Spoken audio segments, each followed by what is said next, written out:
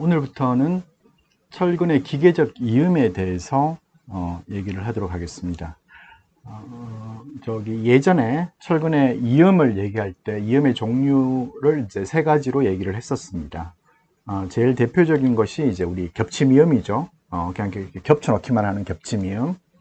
그리고 이제 기준에서는 대체 이음으로 이제 용접 이음과 기계적 이음 두 가지만 이제 분류를 하고 있습니다. 용접 이음, 그러면 이제 그 외의 방법들은 뭐냐? 그 외의 방법들은 없어요. 그냥 용접 이음이거나 기계적 이음이에요. 겹침 이음이 아니면은. 그러니까 물리적인 어떤 맞물림이 이루어지는 거는 다 기계적 이음이고, 열을 가해서 모재, 철근을 녹이거나 아니면은 이제 용접봉을 녹여서 용융을 하는 거. 여기서 용융이라는 거는 이제 모재와 용접재가 같이 붙어야 되는 거죠. 예, 그렇게 되는 것을 이제 용접이음이라고 합니다. 그러면 많은 분들이 이제 앞접은 용접이 아니다, 이렇게 얘기하시는 분들이 계시는데, 이제 앞접도 용접이에요. 용접이 아니면 기준에 앞접이라는 게 들어갔어야 되는 거고, 안 들어갔으면 못 쓰는 건데 지금까지 써왔잖아요. 용접으로 분류되었기 때문에 써왔던 겁니다.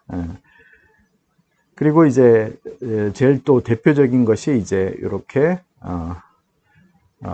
겹침 용접 이음, 이런 방법들을 이제 용접 이음이 되겠고, 그 외의 방법들은 기계적 이음이 되겠습니다. 그 외의 방법에 제일 대표적인 것이 이렇게 나사를 깎아서 우리 이제 앞나사, 수나사 해가지고 이제 하는 것이 나사식 기계적 이음이 제일 대표적이고요.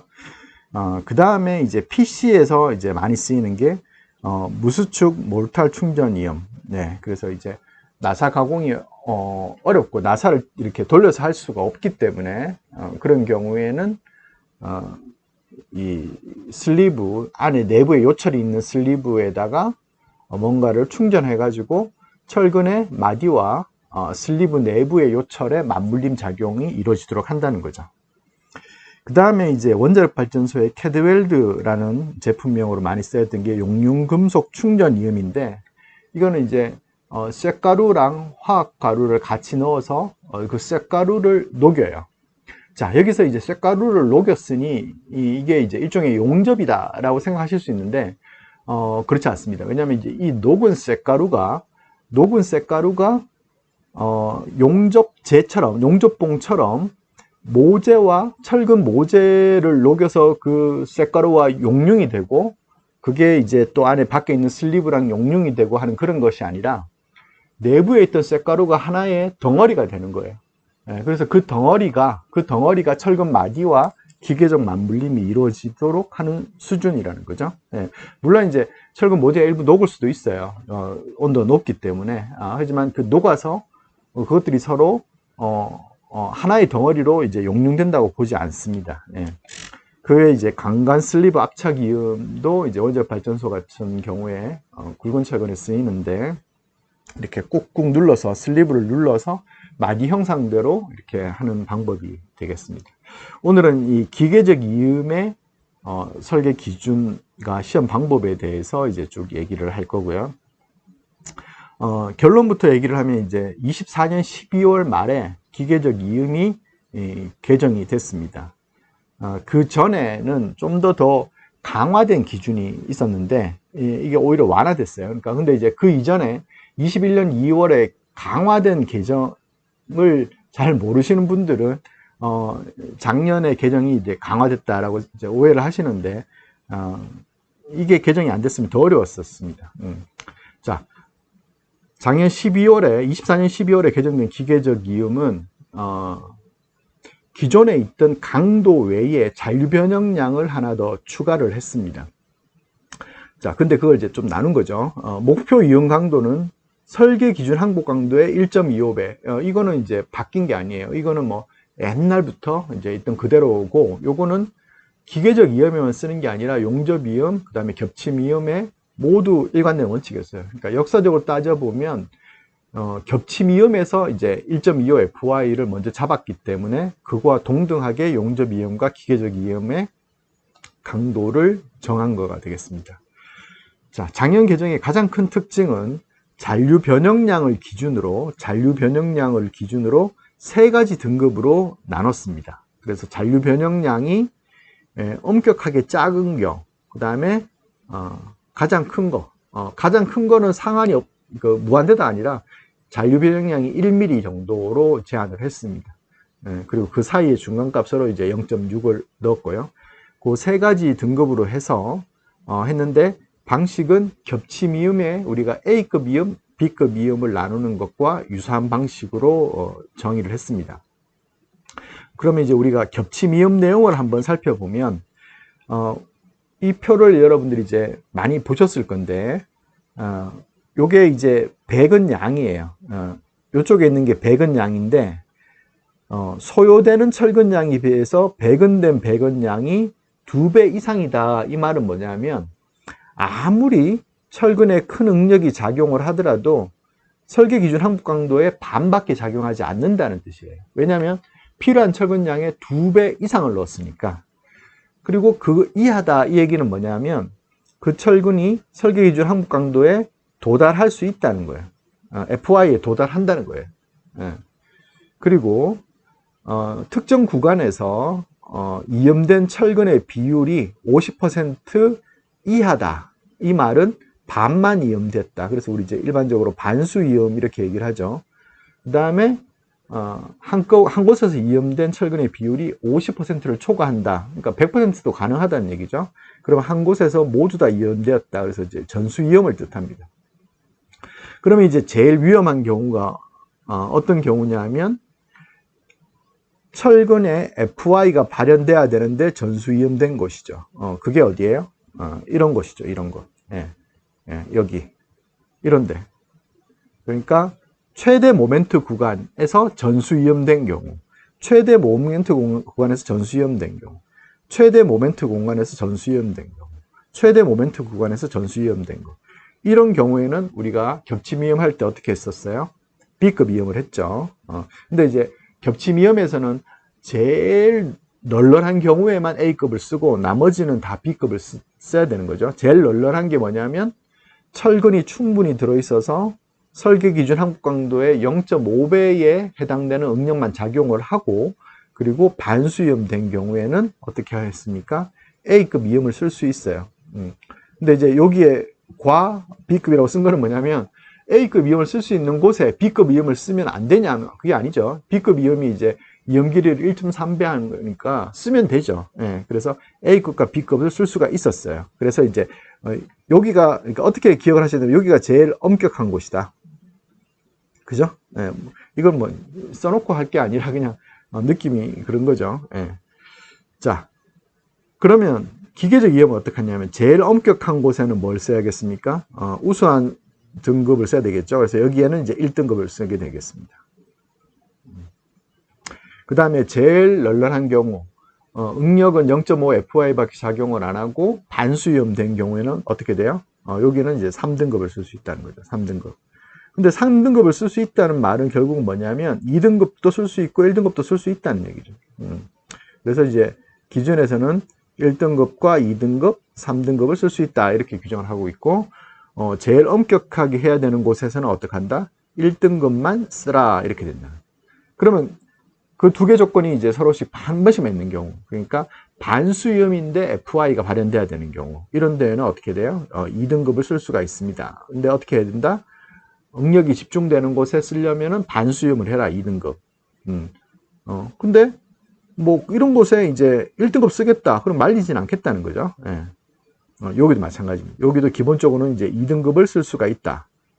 그런데 1등급을 쓰겠다면 말리지 않는다. 이렇게 됩니다. 자, 그래서 조금 전에 응력이 제일 높은 곳에서는 겹침 이음은 B급을 썼는데, 기계적 이음을 쓰게 되면 어떻게 하느냐? 1등급을 쓰면 전수 이음을 할 수 있다는 거예요. 그러니까 최대 모멘트 구간에, 그러니까 FY를 발현해야 되는 구간에 전수 이음을 한 경우에는 무조건 1등급을 써야 된다. 그런데 2등급을 쓸 수 있다는 거죠. 2등급을 쓸 수 있어요. 어떻게? 50%만 그곳에서 이음을 해라. 그래서 2등급을 쓰는 경우에는 반수임이 된다. 그래서 요 구간이 뭐였어요? 요 구간이 FY를 발현되는 구간이니까 FY를 발현되는 구간에서는 1등급으로 전수이음을 하거나 2등급으로 반수이음을 해라. 그러면 3등급은 어디에 쓰냐? 3등급은 요런데 응력이 굉장히 낮은 곳에 응력이 가장 낮은 곳에 이제 그것도 3등급은 반수이음만 할 수 있다는 거예요. 3등급은 반수이음을 할 수 있다는 거예요. 예. 자, 그렇게 해서 기준이 개정이 되었다는 거죠. 예. 그래서 겹침이음의 A급, B급 쓰는 요 표에 맞춰 가지고 기계적 이음도 1등급, 2등급, 3등급을 쓰도록 제한을 바꿨습니다. 자, 요게 결론이고, 그러면 이제 우리가 왜 그렇게 됐는지 배경을 좀 보면 국토부에 민원이 들어갔습니다. 이제 뭐 어떻게 시설물에 사고가 났는데 거기에 불량 기계적 이음을 써서 그렇게 사고가 났다라고 민원이 들어갔어요. 그래서 예, 굉장히 이제 심각한 상황이죠. 철근이 제대로 힘을 못 받으니까. 그래서 21년 2월에 기준이 개정이 됐습니다. 21년 기준. 그러니까 24년 12월에 개정되기 그 직전에 21년 2월에 굉장히 엄격하게 개정이 됐어요. 그래서 지금 이거는 적용하지 않는 거예요. 헷갈리지 마시고. 그러니까 히스토리를 말씀드리는 겁니다. 예, 히스토리를 말씀드리는데 이제 어떻게 21년에 개정이 됐냐면 이음은 가능한 최대 인장 응력점에서 떨어진 곳에 두어야 한다. 가능한 떨어져요. 그러니까 인장 응력 원래 이제 이음은 응력이 낮은 곳에 둬야 되는 거죠. 근데 이제 그럼 응력이 높은 곳에는 못 두냐? 둘 수 있죠. 겹침 이음을 하는 경우에 둘 수 있습니다. 겹침 이음을 하는 경우에 B급 이음으로 둘 수 있었던 거죠. 예. 근데 최대 인장 응력점에서 떨어진 곳에 두어야 하고, 그 다음에 또 어떻게 되냐면 기계적 이음은 가능한 경우 이음 위치를 축방향으로 서로 어긋나게 하여 동일 단면에 집중되지 않도록 하여야 한다. 그러니까 이렇게 이음을 할 때 이제 이렇게 하라는 거야. 이렇게 기계적 이음을 이렇게 하라는 거예요. 예. 그러면 요 사이 거리는 또 얼마나 엇갈려야 되냐? 이거는 이제 공사 감독자 또는 책임 기술자가 엇갈림 길이를 정하라 이렇게 됐어요. 저도 이걸 어떻게 정해야 될지 잘 모르겠는데 현장 기술자 보고 정하라고 했어요. 이게 참 뭐 제가 이제 현장 기술자보다 뛰어나다는 뜻은 아니고 이제 저는 계속 철근만 고민을 하는 사람인데 현장에서는 이제 고민할 게 굉장히 많잖아요. 근데 이제 이거를 어떻게 할지를 어떻게 정하냐는 거예요. 그래서 이제 이 기준이 굉장히 엄격하게 된 건데 이제 이음 위치는 어떻게 해라? 이음 위치는 응력이 낮은 곳에, 그러니까 최대 응력점에 두시면 안 된다는 거예요. 그러니까 FY가 발현돼야 되는 곳에는 못 둔다는 뜻으로 의미하고 있고, 두 번째는 이음 비율을 어떻게 하라는 뜻이었냐면 한 곳에 두지 말라는 거예요. 이음 비율을 50% 이하로 하라는 거예요. 근데 이제 문제가 생기죠. 어떤 문제가 생기냐면 우리 건축에서의 기둥 주철근은 다 한 곳에서 이용해 왔죠. 그 다음에 PC 접합부는 어떻게 할 거냐? PC 접합부는 어떻게 할 거냐? PC 공법을 쓰지 말 거냐?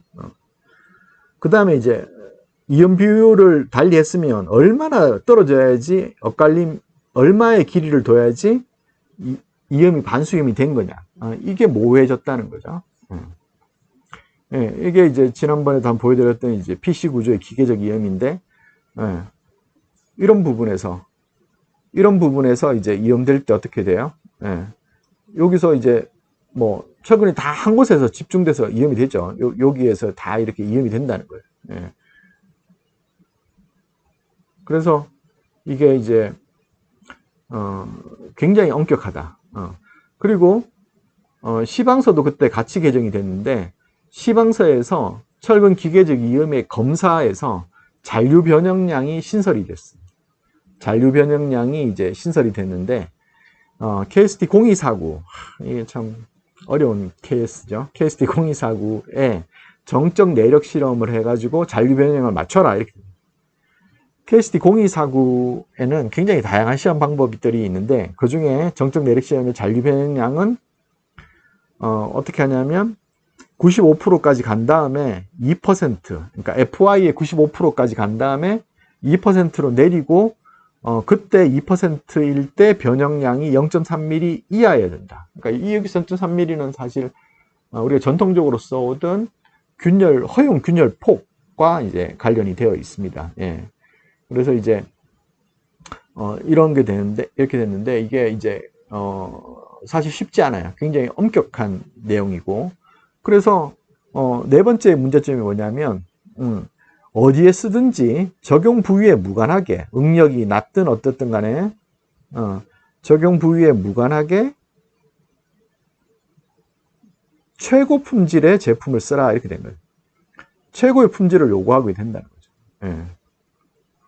예. 실험을 해보신 분은 알 건데 0.3mm의 잔류 변형량을 맞추는 거는 굉장히 좋은 제품, 정말 훌륭한 제품이고요. 그래서 이제 이러한 기준에 어려움이 있었기 때문에 24년 12월에 기계적 이음이 개정이 됐습니다. 그래서 앞서 말씀드린 것처럼 이음 위치별로 등급을 따로 정했어요. 그래서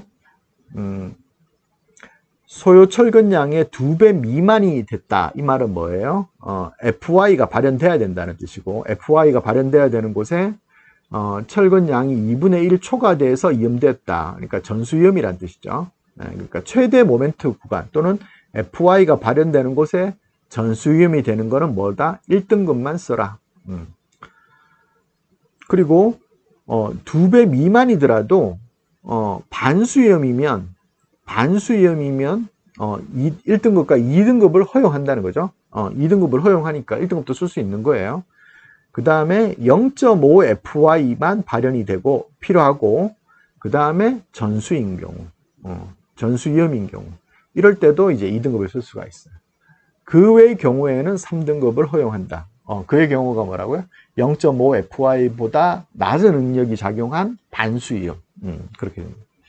그 다음에 이제 엇갈림 길이는 어떻게 하라고 돼 있냐면, 기본적으로 정착 길이의 60%를 해라. 그 배경은 이제 다음 동영상에서 설명을 하도록 하고요. 근데 이제 그걸 계산을 일일이 번거로우면 SD 400인 경우에는 600mm, SD 500인 경우에는 750mm, SD 600인 경우에는 900mm를 하면 되겠습니다. 물론 이제 0.6 LD 정착 길이의 60%를 계산해서 적용할 수도 있게 되겠고요. 요거는 이제 어떤 기준이냐면 콘크리트 강도가 21MPa인 조건에서 철근 지름이 32mm, D32를 기준으로 된 거예요. 그러니까 사실은 이제 32mm보다 가는 철근은 이보다 좀 더 짧게 할 수 있고요. 콘크리트 강도가 더 높아져도 좀 더 짧게 할 수가 있습니다. 근데 그거는 이제 계산을 해서 엔지니어링을 할 수가 있고요. 근데 만약에 이제 32mm를 초과하는 경우에, 근데 이제 원칙적으로 그 겹침 위험이 어렵죠. 네, 그런 경우나 아니면 뭐 20mm보다 낮은 강도였을 때는 따로 계산을 해야 되겠습니다. 그 다음에 이제 옛날부터 이걸 또 헷갈려 하시는 분이 있는데, 인장 연결재는 뭐냐면, 인장 연결재는 모든 단면이 인장을 받는 경우에, 모든 단면이 인장을 받는 그런 게 어딨냐라고 자꾸 얘기를 하시는데, 어떤 이제 건물에서 이렇게 매달린 기둥이 있을 수 있어요. 아래쪽에 기둥이 없는 거예요. 그러면 이제 이 기둥에는 전단면 인장을 받을 수가 있겠죠. 철근 콘크리트로 이렇게 잘 안 하죠. 당연히 강구조로 하는데, 뭐, 살다 보면 이런 일이 있을 수 있을 거고, 그 다음에 이제 제일 흔한 경우는 이제 사일로죠, 사일로. 철근 콘크리트로 이제 이게, 원통을 만들고 그 안에 이제, 뭐, 이렇게 곡물이나 석탄 같은 거를 이제, 채우는 거죠. 그러면 얘는 어떻게 돼요? 그 충력에 의해서 이제 측압이 생겨서 이제 이렇게 벌어지려고 하는 힘이 생기는 거죠. 이런 사일로의 경우에가 이제 인장 연결재가 되는데, 이거는 무조건, 엇갈려서 이음을 해야 되고요. 엇갈려서 이음을 해야 되고, 그 다음에, 이 FY를 발현해야 되는 경우에는 1등급을 쓰고, 아닌 경우에는 2등급을 쓰라. 3등급을 쓸 수는 없다. 그렇게 규정이 되었습니다. 인장 연결재는 인장재가 전단면이 인장을 받는 부재에 사용된 철근을 의미합니다. 인장 연결재의 철근이요. 자, 이렇게 해서 개정된 기계적 이음에 대해서 얘기 드렸고요. 다음 동영상에서는 기준의 배경이 되는 것들, 그리고 시험 방법 이런 것들을 말씀드리도록 하겠습니다. 네, 도움이 되길 바랍니다.